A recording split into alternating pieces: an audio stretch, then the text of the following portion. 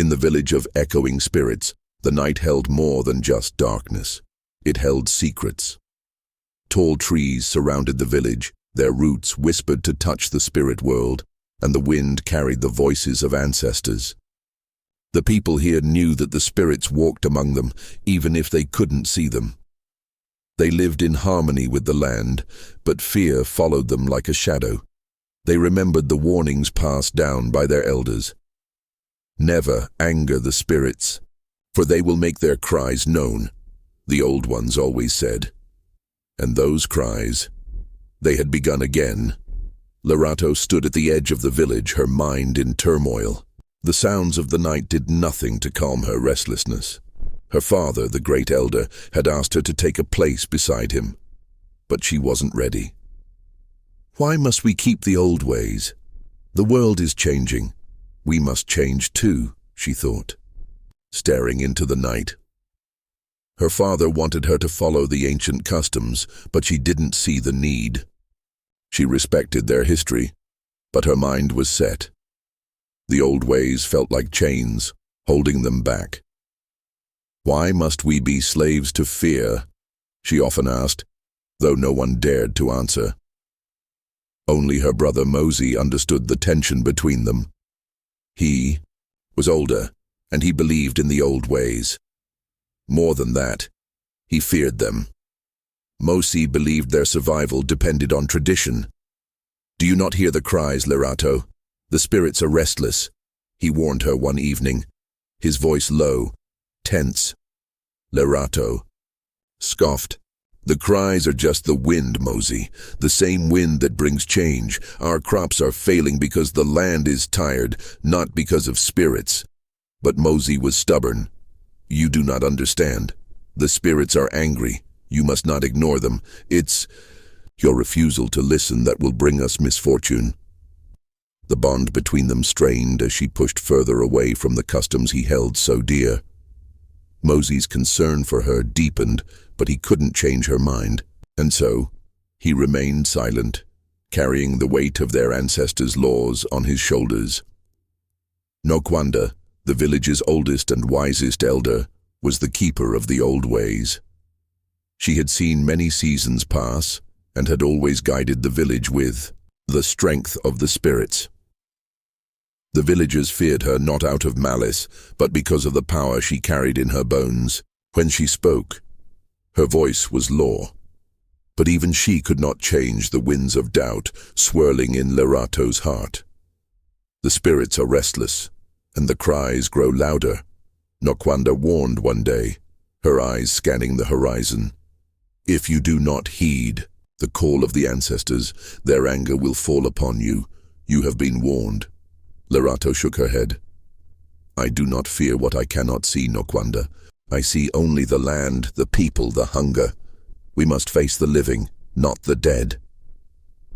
The tension in the village grew thicker as the strange cries in the night continued. They began as soft, haunting wails from deep within the forest, but now they came more often, louder, sharper. The village was on edge. Some thought the cries were the wind or wild animals, but others knew better. These were not natural sounds.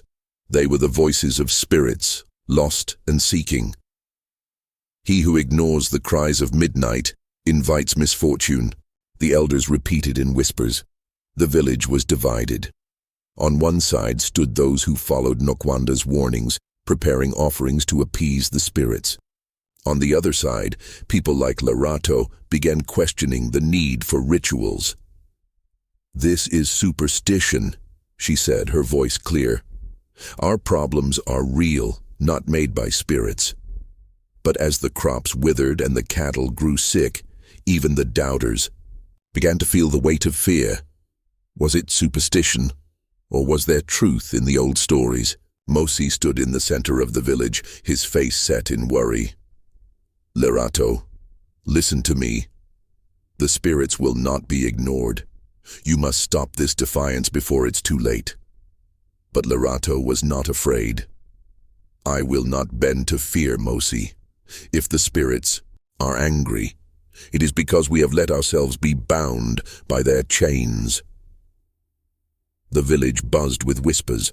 Some feared the ancient stories were coming to life, while others feared the rebellion against them. The cries grew louder, the land grew weaker, and Larato's defiance only seemed to drive the divide deeper. The village is falling apart. We must come together, or we will all suffer, she thought, but she did not know how. She turned to Nokwanda one last time. You speak of spirits, of anger, but I see nothing but hunger and sickness. What is it that you wish for us to do? Nokwanda's eyes darkened. You must make the offering. You must listen, or you will bring destruction upon us all. But the night was not done.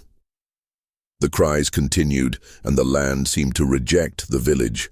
The people grew anxious. What if Larato is wrong? They asked one another. What if the spirits have been angered? The division between the old ways and the new grew deeper. Fear spread like wildfire, and the village waited for something to give. Will the spirits claim their vengeance? Or will Larato's courage save them? The question lingered in the air, unanswered as the cries echoed through the trees, growing louder with each passing night. The village was on edge. The storm between belief and skepticism was coming to a head, and no one knew who would stand victorious when it did. That night, when the moon hung low and the wind whispered secrets through the trees, Larato woke with a start. A sound pierced the silence, a cry, mournful and sharp. It echoed through the stillness, rising higher and higher. She froze, her heart racing in her chest. What is that? She whispered to herself, barely daring to move. The cry was strange, haunting, and it seemed to carry her name. Larato, Larato, the voice called. Her breath quickened, but she shook her head, dismissing it.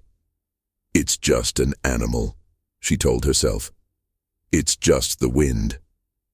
But even as the sound faded into the distance, the feeling lingered. It gnawed at her, an unease deep in her bones. Something about the cry felt different this time, too real to ignore. But she still refused to believe. As she lay back down, trying to calm herself, she heard the door creak open. It was Mosey, her older brother, standing in the doorway, his eyes wide with fear. Larato, he said, his voice trembling. Did you hear that? The cry. It called your name. Larato sat up. It's nothing, Mosey. Just the wind or some wild animal, she said, but her voice wavered slightly. No, Mosey insisted. You don't understand. This is different. We've heard it before, but this time it was for you. The spirits, they are trying to warn us. Larato frowned. Spirits? You really believe that? We're not children anymore, Mosey. These are just stories, old stories to make us afraid. Mosey stepped forward, his face pale. Larato, please. You can't ignore this. The spirits are angry. We must do something before it's too late. But Larato only shook her head, still unconvinced. I won't be afraid, Mosey. There's nothing to fear. The next morning, the village gathered around Nokwanda, the eldest elder. Her voice carried power, and when she spoke, the villagers listened. They all knew her words were not to be taken lightly. The cries, Nokwanda began, her voice heavy with sorrow. They are not random. They are the voices of spirits wronged by our ancestors. A chill spread through the crowd. The elders, those who had seen many seasons, exchanged uneasy glances. Nokwanda's gaze swept over the villagers, settling on Larato, who stood apart from the rest. These cries speak of a betrayal, an injustice buried deep in our past. Nokwanda continued. The spirits are restless. They demand retribution, and if we ignore them, we will suffer the consequences. Larato stepped forward. Betrayal? Injustice? You speak as if we are still living in the past, she said, her voice sharp. The world is changing. We must not be shackled by old stories. Nokwanda's eyes hardened. You may not believe, but the spirits will not be ignored. They will return to take what is theirs. If you continue to reject the truth, you will bring ruin upon us all." The villagers murmured among themselves, uneasy but unsure. The old ways held strong, but Lerato's words planted doubt in their minds. She was young, and her defiance was dangerous, but some were beginning to wonder, was she right? Should they continue living in fear of the past? Days passed, and with them, strange misfortunes befell the village. The crops that had once thrived under the warm sun began to wither. The skies darkened and rain refused to fall. The land, once bountiful, seemed to turn against them. "What is happening?" whispered one villager, his voice trembling. "The land has turned against us. Is it the spirits?" But it wasn't just the crops. The cattle, once strong and healthy, grew weak, their bellies bloated, their eyes dull. The villagers could not explain it, but the sickness spread quickly, leaving a trail of death and despair. At night, there were whispers of shadowy figures moving through the trees. Some swore they saw faces in the dark, watching from the edge of the forest. But when they tried to approach, the figures vanished. Fear took root in the village. "The prophecy," some murmured. "It's coming true. The spirits are angry and they are punishing us." But Lerato was not afraid. She could not bring herself to believe that the past could return to haunt them. The land, the sickness, the shadows, they were all just coincidences, she told herself. One evening, as the village gathered to discuss the growing misfortunes, Mosey came to her, his face drawn with worry. "Lerato," he said softly, "you must listen to the elders. You must stop challenging them. This isn't just superstition. These are signs, real signs, that we cannot ignore." Lerato looked at her brother, her resolve hardening. "I will not bow to fear, Mosey. I will go into the forest myself. I will hear these cries, and I will prove that they are nothing but an illusion." Mosey reached out to stop her. "No, Lerato, you cannot go. The spirits will punish us if you do." "But," Lerato shook off his hand, "I must go. Only then will I know the truth." Her voice was strong, but inside, doubt gnawed at her. Still, she could not back down. "I will not let superstition control us." That night, as the moon rose high and the cries echoed again through the trees, Lerato stepped into the forest. The air was thick with tension, and the wind seemed to whisper secrets she could not understand. The cries were louder now, piercing through the silence like a blade. They called her name, but she would not turn back. "I will prove you wrong," she whispered. Her footsteps steady but her heart pounding. As she ventured deeper into the forest, the trees seemed to close in around her. The cries grew louder still, a cacophony of sorrow. The wind howled in her ears, and the whispers of the forest seemed to swirl, twisting around her. Something was watching her. She could feel it, an ancient presence just beyond her reach. But still she pushed forward. The cries echoed in her ears. "Lerato, Lerato." But when she reached the heart of the forest, there was nothing. No spirit, no shadow, just the darkness stretching before her. "What is this?" she muttered, confused and unsettled. "Where are you?" But the forest remained silent, the cries fading into nothingness. The truth, she realized, was not here at all.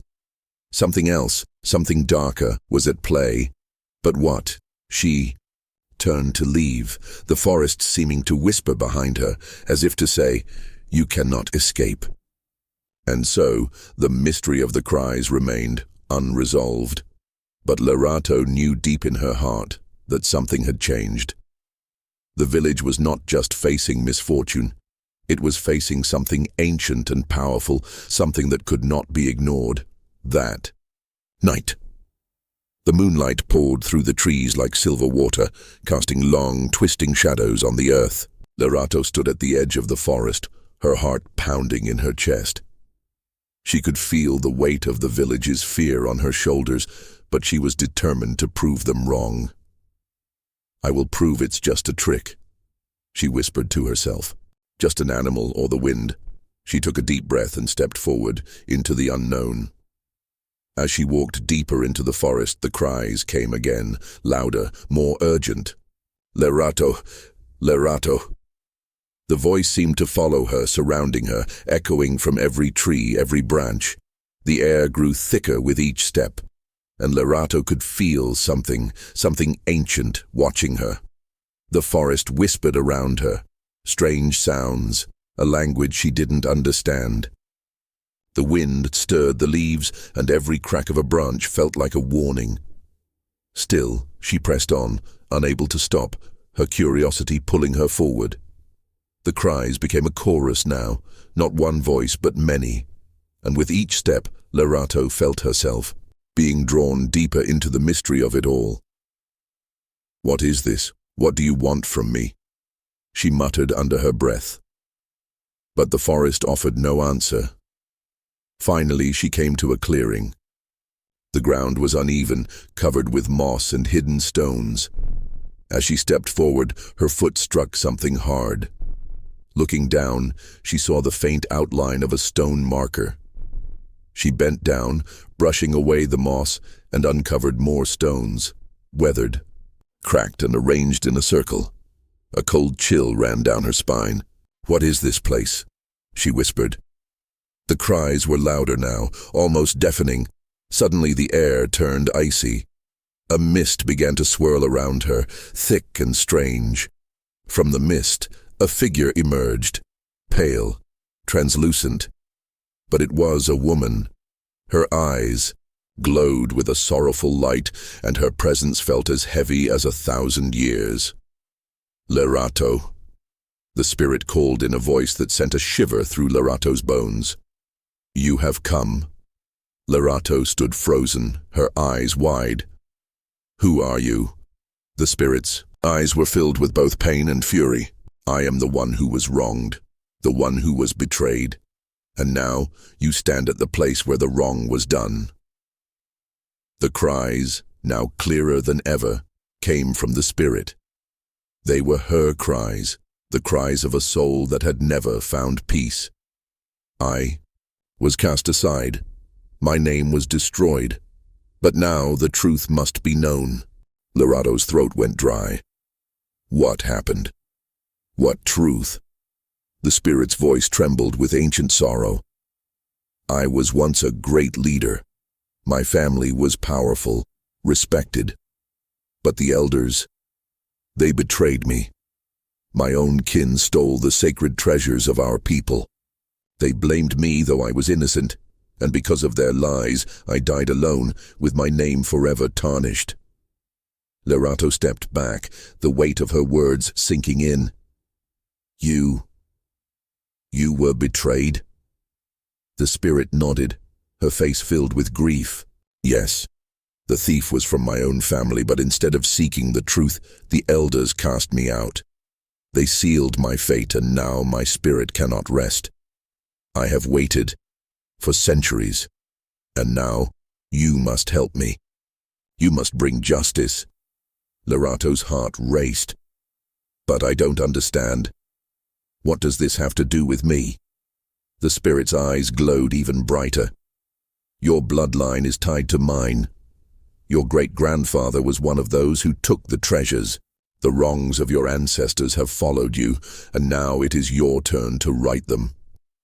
The ground beneath Lerato's feet seemed to shift. The curse was not just a story, it was real, and it was hers to bear. The spirit's voice was filled with demand. "The wrongs must be undone. The treasures must be returned. You, Lerato, must act." Lerato felt her legs go weak. "But Her words faltered. "My family, they didn't know. How can I change what they did?" Before she could say more, a voice called out from the edge of the clearing. "Lerato!" It was Mosi. He had followed her. He rushed to her side, his face a mixture of fear and confusion. When he saw the spirit, he froze. His eyes went wide with disbelief. "What is this? What is happening?" Lerato turned to him, her voice shaking. "Mosi, it's true. The spirit, she says. She says our family is the reason for the curse. Great-grandfather stole the treasures. He betrayed her, and now the wrongs are ours to bear." Mosi's face twisted with shock. No, that can't be true. Our family would never do that." The spirit spoke again, her voice low and heavy. "It is true. Your ancestors, your bloodline, were the betrayers. And now, the curse is yours to carry." Mosi stumbled backward, struggling to make sense of the words. But we can't fix this. How can we fix what's been done? How can we make it right?" Lerato turned to him, her heart torn. "We have to return what was taken. We must bring the treasures back. The spirits demand it." Mosi's eyes were filled with doubt. "But what if the price is too high? What if we lose everything?" Lerato met his gaze, her voice firm. "If we don't do this, we lose more than just our land. We lose our honor, Mosi, and the village will never find peace." The spirit's eyes blazed with fury. "The price is high, but it is nothing compared to the suffering that awaits if you refuse." Mosi took a step back, his face pale. "But what will we give up, Lerato? What must we sacrifice?" Lerato closed her eyes, knowing the choice was hers. The burden of her ancestors' sins now lay on her shoulders. To fix the wrong, to stop the cries, to restore balance, she knew what she had to do. "We must give up what we hold most dear," Lerato said softly. "We must return the treasures, and we must sacrifice something of great value to the spirits. Only then will the curse be lifted." Mosi's face twisted with uncertainty. "What if it's too much? What if we lose everything?" Lerato looked at him, her heart heavy. "It is the only way, Mosi. We must pay the price. Only then will we have a future." Mosi's eyes filled with tears. "I don't want to lose you, Lerato, but we must do this." Lerato nodded, her voice steady. "We must, Mosi. We must." And so, with heavy hearts and uncertain steps, they began the journey to return what was stolen, to restore balance to their village, and to lift the curse that had haunted their family for generations. The road ahead was unclear, but Lerato knew one thing. She would face whatever came with courage for the sake of her family, her people, and the future of the village. Lerato stood still in the middle of the forest, her heart thundering in her chest. The weight of the spirit's words hung over her like a storm cloud. "You must return the stolen treasures. You must restore the balance," the spirit had said. But how? How could she face the truth of her ancestors' betrayal? How could she face the village, her family, when she knew the curse had been their doing? "Lerato." Mosi's voice broke through her thoughts. He stepped beside her, his presence steady and strong. She didn't look at him. "Mosi, what if we make things worse? What if returning the treasures brings more pain? The village has already suffered so much." Mosi placed a hand on her shoulder. "But ignoring the past will destroy us, Lerato. We must do this. For the village. For the ancestors. We can't keep running from the truth." She closed her eyes, feeling the truth of his words settle deep within her. The forest seemed to hold its breath as the wind rustled the trees. She didn't know what the future held, but one thing was certain: they could not keep walking in the shadow of lies. "You're right," she whispered, finally meeting his gaze. "Let's go." Together they turned and began walking toward the village. The journey ahead was unclear, but at least they had made the choice to face it. The village was gathered in the clearing, the people silent but full of anticipation. Nokwanda stood at the front, her eyes steady and filled with wisdom. She was preparing them for the ceremony, the one that would set everything right. This is not just a ritual, Nokwanda spoke softly to the villagers. It is a moment of redemption. It is our chance to make amends, to heal the wounds of the past. The spirits are watching. We must show them our hearts. The villagers nodded, their faces somber but determined. They had all suffered because of the curse, but now they would take action. Bring the offerings, Nokwanda instructed. One by one, the villagers stepped forward, holding items that held meaning for the ancestors. Baskets woven with care, herbs grown with patience, and even animals for sacrifice. Each offering was a sign of respect, a symbol of the villagers' willingness to make things right. Lerato stood beside Mosi, watching the ceremony unfold. The air was thick with the scent of burning herbs, and the crackling of the fire filled the silence. As the flames rose, they seemed to carry the prayers and hopes of the people toward the heavens. The cries that had haunted the village were now gone. The land, once heavy with darkness, seemed to breathe easier. The trees swayed in the wind as if nodding in approval. The villagers stood together, their hearts beating as one. The balance had been restored. The spirits had been appeased. Lerato felt a change within herself. The weight on her shoulders had lifted. She no longer felt torn between skepticism and duty. The cries had not been a curse.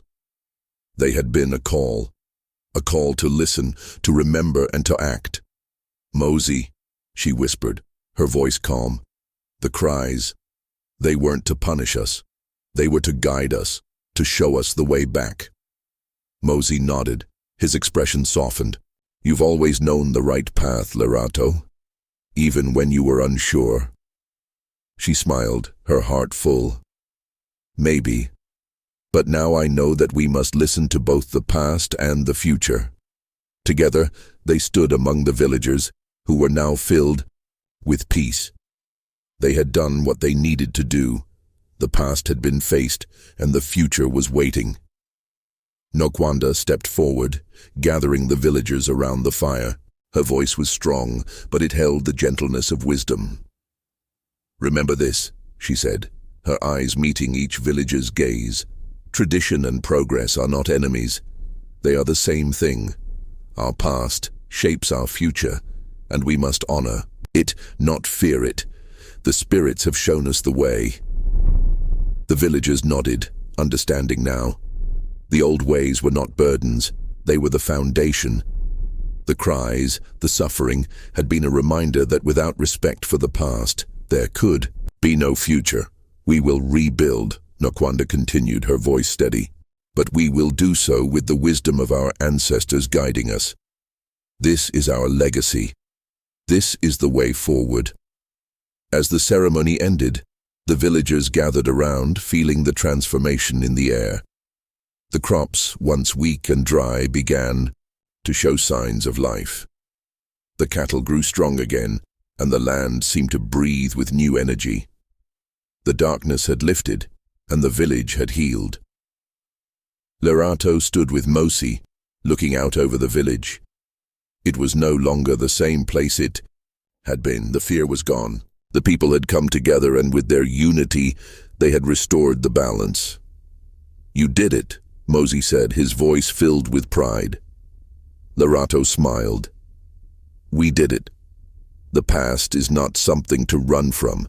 It is what gives us the strength to move forward." And so, the village entered a new dawn. The cries at midnight, once a source of fear, became a symbol of healing. They were a reminder of the power of reconciliation. As the sun rose over the village, the people knew that they had not only healed the land, they had healed themselves. And from that day on, the cries would no longer haunt them. They would be a blessing, a call to remember their roots and to move forward with wisdom and unity. "The future belongs to those who understand the past," Nokwanda said.